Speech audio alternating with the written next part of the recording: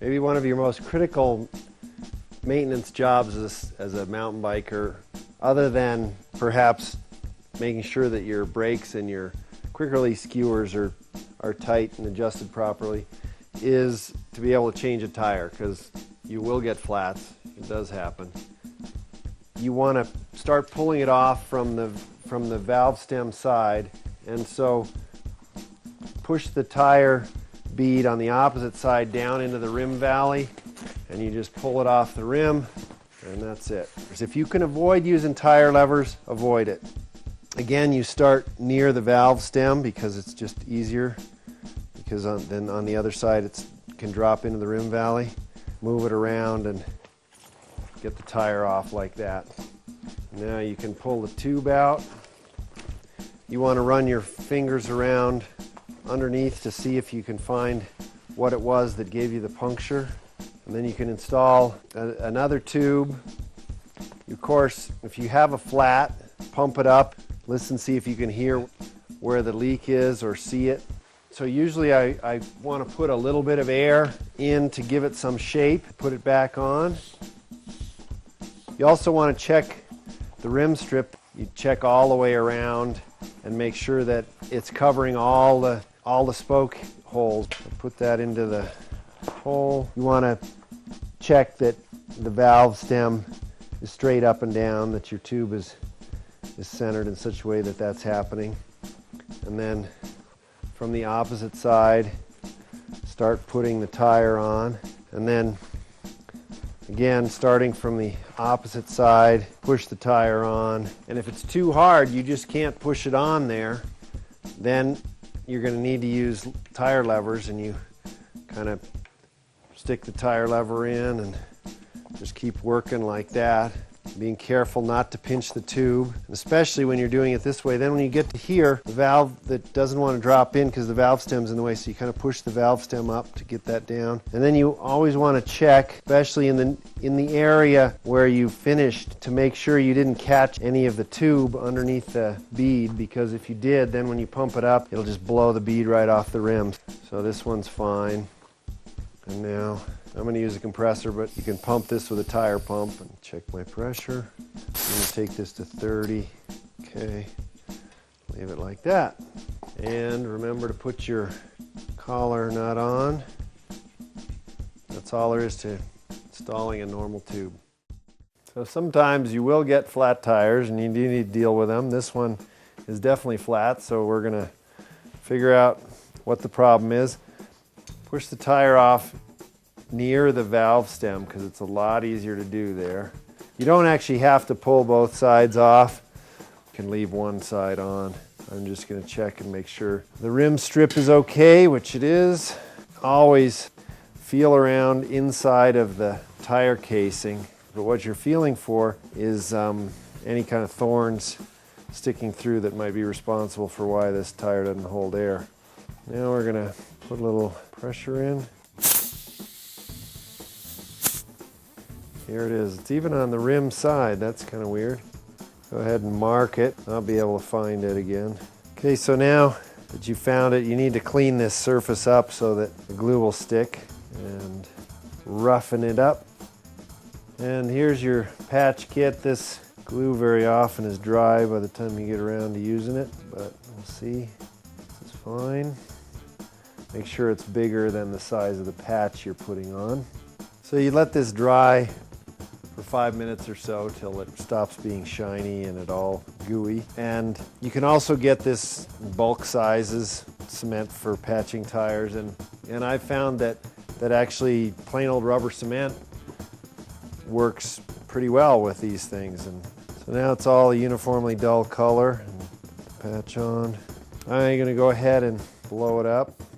Install the tire tube in. I'm just going to inflate it with the air compressor because it's way easier to do, but you know how to use a pump. Okay, we're on the road again.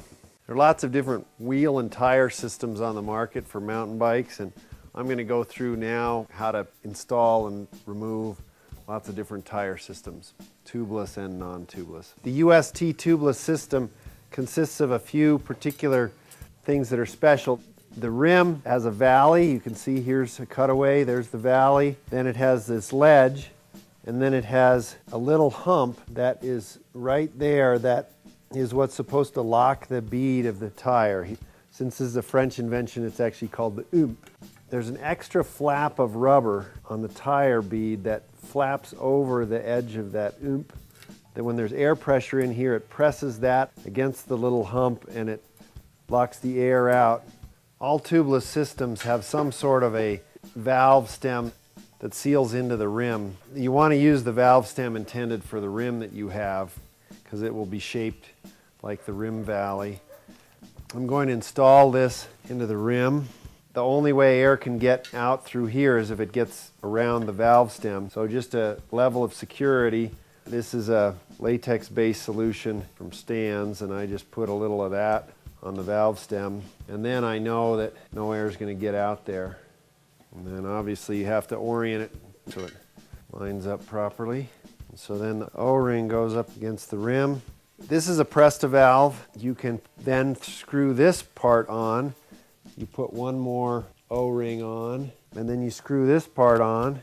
This is a UST tire. It's a Hutchinson Scorpion, and there's the UST logo, UST tubeless logo. It also has this Nagisti logo, so it'll work on another Nagisti tubeless system. This tire has the little extra flap here to seal over the hump, and it's got a lot of extra rubber here to make the casing airproof. This is a standard tire. The casing is more supple because there's less rubber in it. It just has a standard bead. There is a little extra thin amount of mold flashing here on here, but the actual edge of the bead is very narrow. And then you can see the cords and everything. This is a standard tire. They made no effort to make the tire casing itself be airproof. It makes it easier to mount the tire on a UST system. If you use some soapy water on the rim and the tire bead, the water will help seal the edge. You also want to determine your tire orientation before you install it. The normal front wheel, you can just switch the skewer around and turn it around however you want. For a disc one, the disc is going to be on the left side. The first side, you don't have to worry too much because that side is usually pretty easy to push onto the rim. For the second side, on the side opposite the valve stem, I kind of try and get this up out of the way so that it leaves the rim valley open for this second bead to fall into it. So now, starting this side opposite the valve stem, I'm going to push on this second bead. You always finish at the valve stem because the valve stem is filling that rim valley, and it would prevent you from being able to drop the bead into the valley if you were finishing on the opposite side. And then you push it over. Now it's a good idea to put a little more water again if it's gotten dry as you've been doing this.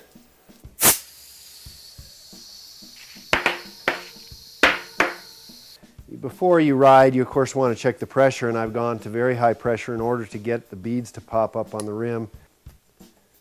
So this is now at 50 psi, which is too high. The advantage of the tubeless system is that then you can run the tire at lower pressure and not ever have to worry about a pinch flat because there's no tube to pinch. This is 29 pounds, that's where I'd leave it. And lightweight people can get away with maybe 18 pounds, 20 pounds. And it does give you better grip, especially on side hills. And it absorbs small bumps into the tire, which means that you have lower rolling resistance because the whole bike isn't bouncing up and down every time. So that's where I'm going to leave it and go ride that. What I need to do to get it off is push it off the rim on the opposite side from the valve until I can get there. Now I've finally broken the rim bead off of the rim edge. This is a rim strip that turns it into a UST rim, so it'll accept a tubeless UST tire, and it has the same rim edge and little hump for the flap of the UST tire to seal against. You push it down into the rim, that valve hole lined up, go around, and now kind of stretch it. It usually ends up this way where it's where it's in on one side but not on the other, and you kind of need to stretch it over. You can try slipping a screwdriver underneath it and sort of evening it out so you make sure that it's even on both sides, and then get it to just slowly work around. Once you have your rim strip down and even, then you put in your valve stem and screw on the collar nut. Okay, now you're ready to mount a UST tubeless tire onto a non-tubeless rim. I'm going to show you how to install a standard tire on a standard rim as a tubeless system using Stan's tubeless system, and called notubes.com. The Stan's system now has a rim strip. It used to be that you smoothed off all these holes and you covered them with 2 layers of fiberglass strapping tape, and then you put electrical tape over that, and that's how you sealed it, and then you put the tire on. The rim strip is a more sure-proof method of sealing the tire. You put that on. I'm going to go ahead and put the collar nut on to kind of pull this area down. Now this is a critical step with Stan's to really get some good soap suds going, and to put soap suds all around the rim and all around the tire. I'm putting the same tire back on, and this tire says rotation direction front, rotation direction rear, so we're going to go this way. It's a rear tire. I'm going to find the label just so I can keep the label near the valve stem. The tire will actually hold some air without a sealant, and you can just see if it's just in general going to work before you even put the sealant in. Voila, look at that. That tire holds air. You could ride that tire for a while. It'll lose air and then you'll be walking, but for a while it would work. This is the Stan sealant. There's instructions on it. Larger tires and downhill tires use 2 scoops per tire, so we'll use between 1.5 and 2 scoops. Now, a critical thing with Stan's is to make sure that when you pour this, that you pour it quickly and turn the container upside down. Pour that in. There's 1 scoop. And this time I'm going to pour out like half of it and then slosh it around and just try and keep all those little bits in solution so that everything's out of my scoop. You want to have pretty good pressure in here. You don't want to blow it off the rim, but you want a good amount of pressure to make sure that the beads all get seated. You take your soap solution again and you go all over the sides of the tire and you look for leaks. If you saw bubbles coming out here, then what you would do is you hold the wheel like that and get the Stan solution down in that area, so get it to flow around in there, and then just keep working the wheel like that, and what you would see is that there would be bubbles coming out, and then as you worked it and just kept moving it around, all those bubbles would stop. And this one's ready to ride.